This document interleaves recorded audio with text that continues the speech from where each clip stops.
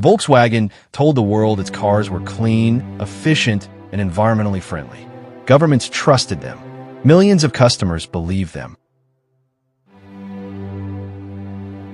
But hidden inside those cars was a secret line of code that decided when to obey the law and when to break it. This is the true story of how Volkswagen cheated emissions tests worldwide, and how the biggest car maker on Earth was exposed by a few engineers and a laptop.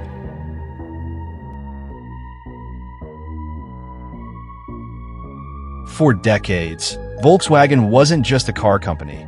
It was a symbol of German precision, discipline, and engineering excellence.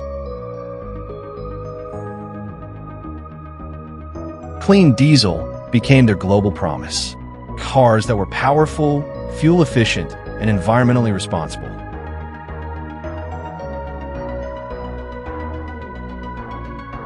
Politicians promoted them. Regulators approved them. Customers bought millions. Everything looked perfect.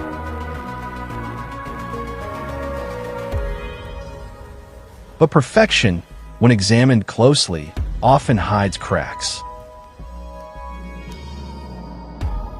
In 2013, a small research team at West Virginia University ran routine emissions tests on Volkswagen diesel cars.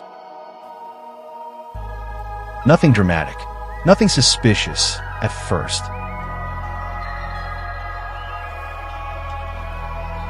But when they tested the same cars on the road, something didn't make sense. The emissions were up to 40 times higher than legal limits. Not slightly higher, not borderline, 40 times. The engineers assumed it was a mistake. They tested again. Same result.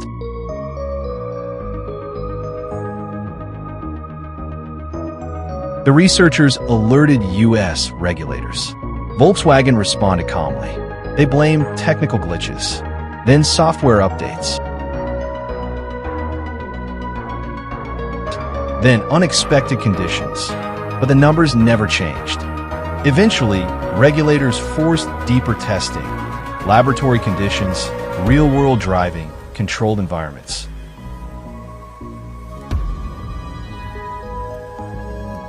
That's when the truth emerged. Volkswagen cars contained defeat device software, code designed to recognize when a vehicle was being tested. During tests, emissions controls on, legal limits met. During real driving, controls off, pollution unleashed.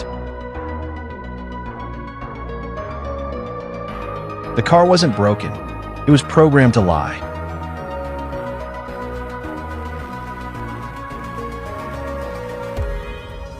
Inside Volkswagen, engineers were under pressure. Clean diesel targets were aggressive. Deadlines were tight. Admitting failure wasn't acceptable. So instead of redesigning engines, expensive and time-consuming, they wrote code. A decision that saved money, protected bonuses, preserved reputation, and crossed a criminal line. This wasn't one rogue engineer. This was systemic deception, approved, ignored, or encouraged at multiple levels. In September 2015, the scandal went public. Within days, Volkswagen stock collapsed. Executives resigned. Governments launched investigations. Lawsuits poured in from around the world. Millions of vehicles were affected across Europe, the US, and Asia. The brand that sold trust had sold pollution instead. Volkswagen admitted guilt. The fallout was historic. Over $30 billion in fines, settlements, and buybacks.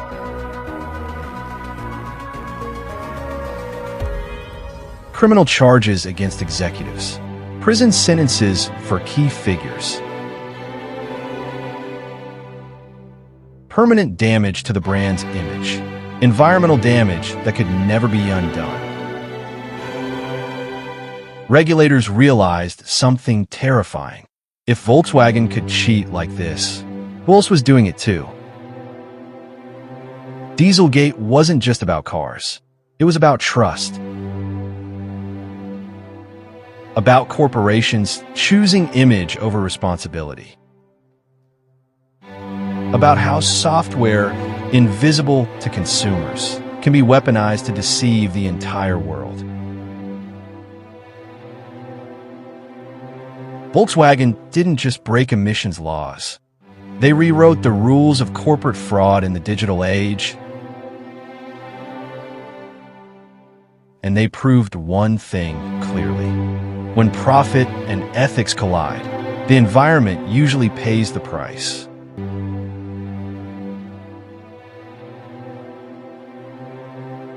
This is Fraudify, where we unmask the world's biggest scams. Don't forget to like, share, and subscribe to Fraudify for more.